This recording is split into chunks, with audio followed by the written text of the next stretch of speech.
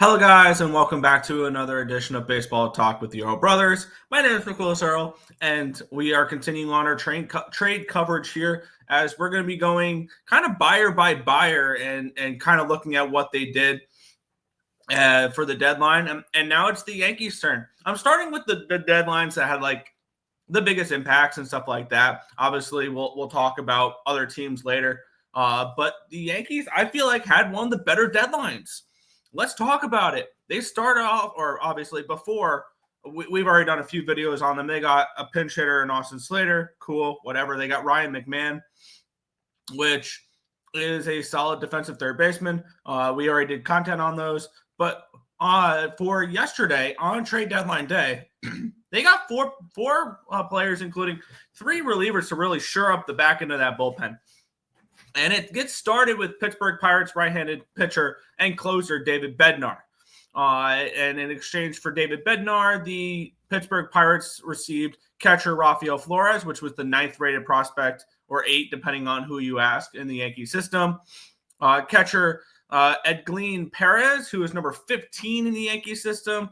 And outfielder Brian Sánchez, which was not ranked in the Yankee system. Now, David Bednar has been one of the more consistent pitchers, or relievers the last few years. Obviously, did have a down year last year, but other than last year, he's been solid for Pittsburgh and is somebody who needed to get out of Pittsburgh, really. He had a 2.37 ERA this year in 42 games, 38 innings pitched, 51 strikeouts. 1.11 whip. He has a career 3.23 ERA in 293 games, 292 and 2/3 innings pitched, 354 strikeouts, a 1.17 whip. The Yankees got a demon, and they're only going to put him in the 8th inning role, which I personally would put him as the close to the way Devin Williams is pitching right now, but that's just me. But I really, really like what the Yankees got, and what they gave up. I don't understand this move from the Pirates side. Yes, you're going to trade David Bednar. We all know he has a year and a half control as well. This is not a rental, and this looks like a rental package, which props on the Yankees for picking on the stupid kids with the Pittsburgh Pirates and the Colorado Rockies, because they really did well with those trades. And let's take a look. Rafael Flores, who is a catcher, first baseman, is going to be AAA now for the Pirates in Indianapolis. He was in AAA with Scranton Wilkes-Barre with the Yankees system there. 45 hit, 50 power, 35 run, 50 arm, 45 field, overall 45. He's a decent catching prospect. The Yankees are a catching factory. Like, they have plenty of catchers. Hence, they traded 2 in this trade. Hitting in AAA this year, 211, 388, 289 for a 677 OPS. More of a defensive minded, not defensive minded, more of arm, 50 arm, 45 field. They got a catching prospect there, and then after that, they got another catching prospect. I mean, I don't know why the Pirates needed 2 catching prospects, but they got Edgleen Pérez, which is now their 15th rated prospect, who's currently an A-ball with now Bradenton, the Murders of A-ball. He was with the Tampa Tarpoons, hitting 209, 368, 236 for a 604 OPS. So a 19-year-old in low A, kind of struggling low A, 50 hit, 45 power, 40 hit run, 60 arm, 55 field. More of a catching or defensive first catcher. Another one. He signed in 2023 with the Yankees for $50,000 out of Venezuela. And the report on him says he's one of the best defensive catchers in the system. And then also they got outfielder. They got an outfielder in this trade as well, which is Brian Sánchez, not ranked. Don't have too much on him. With these big team breakdowns, I'm not really going to go over these non-ranked prospects when we're doing these longer form videos with the full team breakdowns for what happened on trade deadline day. So it is what it is. I love this trade for the Yankees. I feel like they got a closer with control for a rental price. I don't understand Ben Cherington's obsession with the Yankees, which I saw an interesting tweet here. In Ben Cherington's tenure, he's acquired 10 of the Yankees' top 30 prospects via trade. Here they are: Roansy Contreras, Rafael Flores, Miguel Yair, Cannon Smith Njigba, Edgleen Pérez, Kiner Delgado, Brian Sánchez, Hoy Park, Michael Escado, and Diego Castillo. Amounts to absolutely nothing. I don't understand his obsession with trading with the Yankees. The Yankees won that trade big time. Then the Yankees also made a move for right-handed pitcher Jake Bird from the Colorado Rockies. Jake Bird is somebody who's been pitching pretty well, all things considered, considering he pitches in Coors Field for most of his appearances. He is somebody that I was definitely looking to get moved. And a 4.73 ERA, when you're pitching on the moon in half your games, I'm not going to be mad about that at all.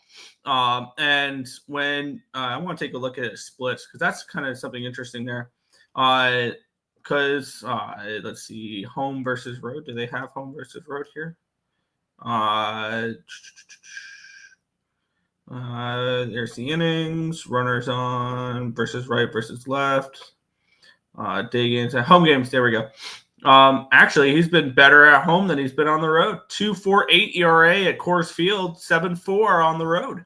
So he's actually pitched better at Coors Field. So maybe he's somebody who can pitch almost anywhere, but obviously he struggled on the road a little bit. See what happens there. In exchange for that, the Colorado Rockies received Rock Riggio, the 11th rated prospect in the system, and Ben Shields. As well, Ben Shields not rated in the Yankee system.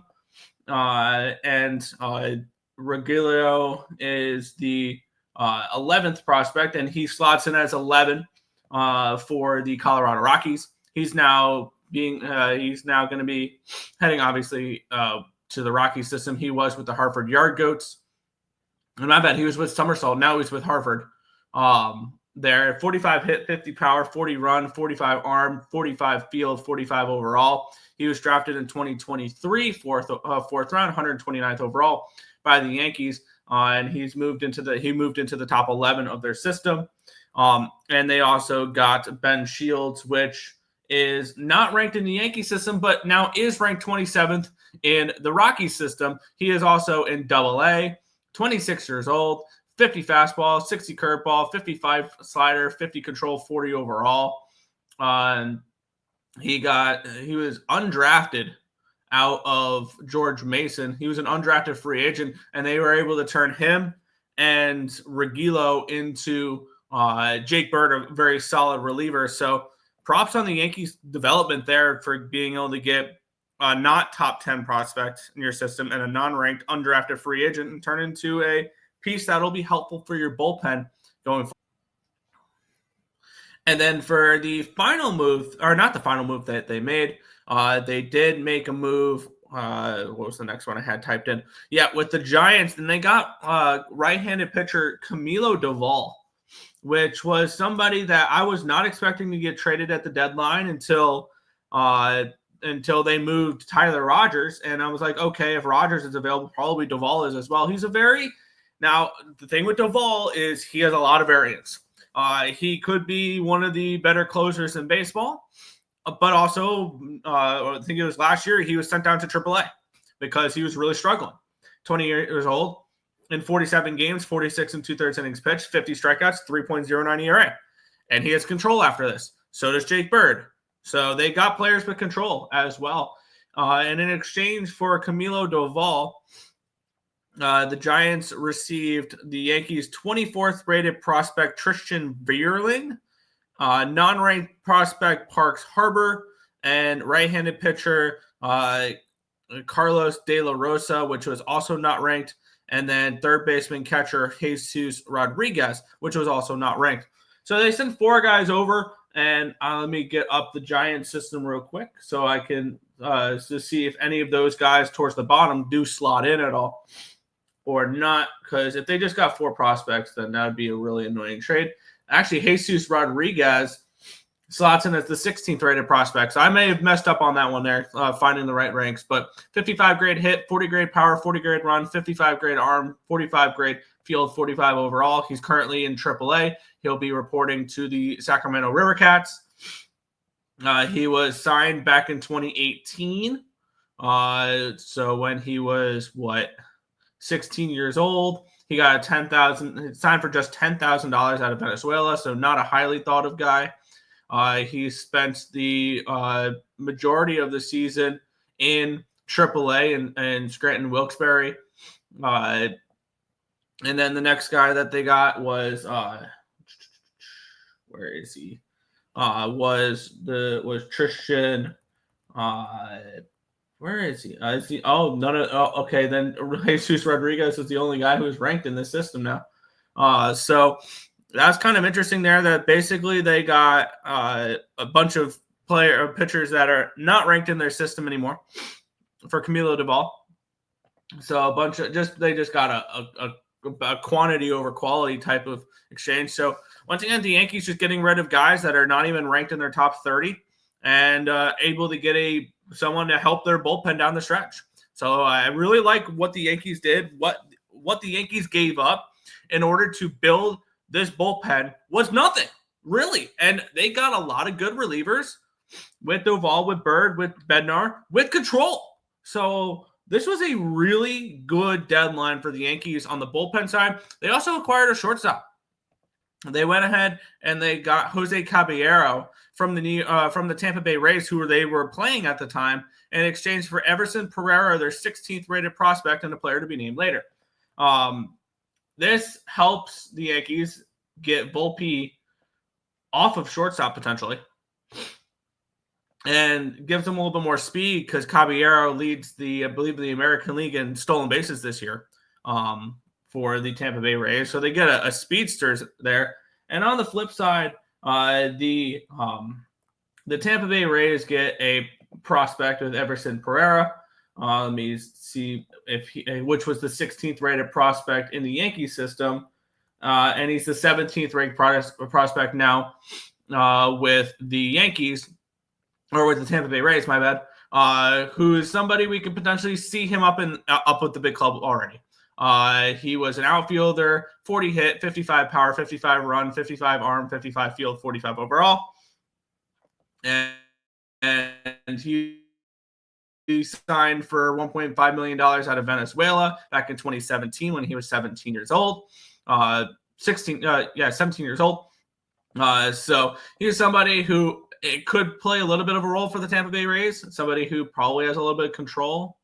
And they do send away Caballero, which the Rays did make some moves. We'll talk about the Rays in a couple of videos probably. They made some moves as well at the deadline. But that is the full breakdown of what the New York Yankees did at this trade deadline.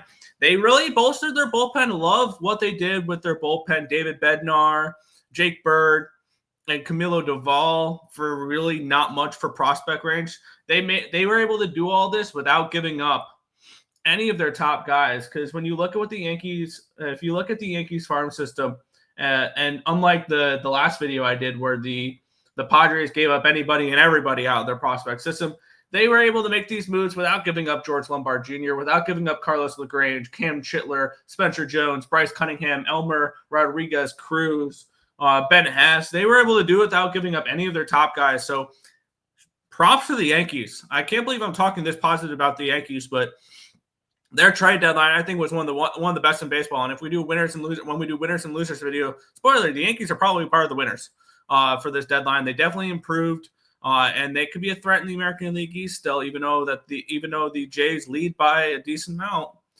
They can come back and win this division. So I'm giving the Yankees really giving them a thumbs up here on their trade deadline, just like you guys should do with the video here.